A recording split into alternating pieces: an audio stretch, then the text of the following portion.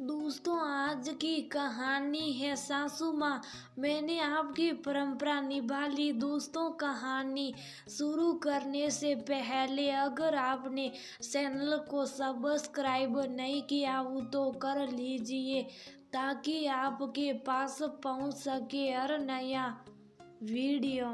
Balcony के झूले पर बैठकर संध्या जी सर्दियों की गुनगुनी धूप का मजा ले रही थी और साथ ही मोबाइल पर पुरानी तस्वीरों को देखकर खुश हो रही थी। स्क्रॉल करते करते उनके हाथ एक तस्वीर पर आकर रुक गई। सरसों का साग और मक्के की रोटी और साथ में प्यार से अपने हाथों से निवाला खिलाते हुए आकाश जी जो प्यार से उसे मकोई बुलाते थे, क्योंकि संध्या जी को सर्दियों में सरसों का साग और मक्के की रोटी खाना बहुत पसंद था। सर्दियों में भाजी खाने का अलग ही मजा है और वह भी आपके हाथों का। वाह वाह, सच में तो बेसब्री से इन सर्दियों का इंतजार करता हुआ ये रही आपकी भाजी। देख लीजिए अच्छे से तोड़ा है कि नहीं। सरसों की भाजी को अच्छे से साफ करके किचन के स्लैब पर रखते हुए आकाश जी बोले, मेरे सरसों के साग में स्वाद भी इसलिए आता है क्योंकि आप इसे अच्छे से तोड़कर और साफ करके देते हैं। संध्या ने प्यार से आकाश जी को देखते हुए कहा, हाय मेरी मकोई, यही बोल बोल कर तुमने मुझे अपना बना लिया। अच्छा ये बताओ कि मक्के की रोटी पर एक्स्ट्रा मक्खन मिलेगा? आकाश जी मक्खन खोजने लगे। सब मिलेगा, अभी आप बाहर जाइए और बच्चों को देखिए पढ़ रहे कि नहीं। संध्या जी ने उन्हें किचन से बाहर जाने को कहा। आप क्या चले गए? मेरे खाने का स्वाद भी ले गए। सर्दियों आते ही सरसों की साग और मक्के की रोटी की तलब लगती, लेकिन किससे कहूँ? बहू को बोलो तो एक दो बार उसने बना दिया, लेकिन फिर उसने मना कर दिया। जब तक अपने हाथ पैर चलते हैं तभी तक स्वाद है, वरना उसके बाद जो मिले शुभ साफ खा लो। बहू को तो कोई भी भाजी नहीं पसंद करती है। जितनी देर उन्हें साफ करने और बार बार पानी धोने में जो समय लगता है उतनी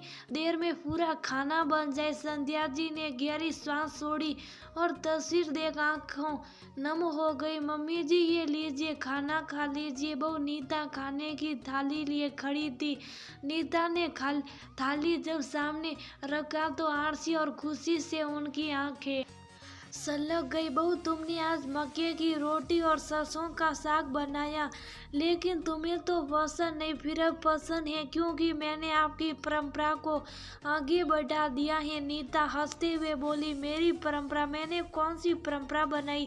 संध्या जी अभी भी हैरान थी। वही परंपरा जो आप पापा जी से कराती थी, लेकिन बेटे से नहीं। भांजी को अच्छे से तोड़ने और साफ करने की परंपरा और फिर आप बनाती थी। आपके बेटे रोज मुझसे कहते थे कि सर्दियों में आपके हाथों के बने मक्के की रोटी और सरसों के साग का कोई मुकाबला नहीं। पापा जी तोड़कर और साफ करके देते थे और मम्मी बनाती थी। तभी मैंने तय कर लिया कि भांजी आपके बेटे तोड़कर साफ करेंगे और मैं बनाऊंगी। मम्मी जी जल्दी से मुंह खोलिए और खाकर बताइए कि कैसी बनी है। नीता ने एक बड़ा सा निवाला लिया और संध्या जी को खिला दिया। खाते ही संध्या जी को परम आनंद आ गया और उनके मुंह से निकल गया, वाह बहू तुम्हारे हाथों में भी वही स्वाद है, मजा आ गया।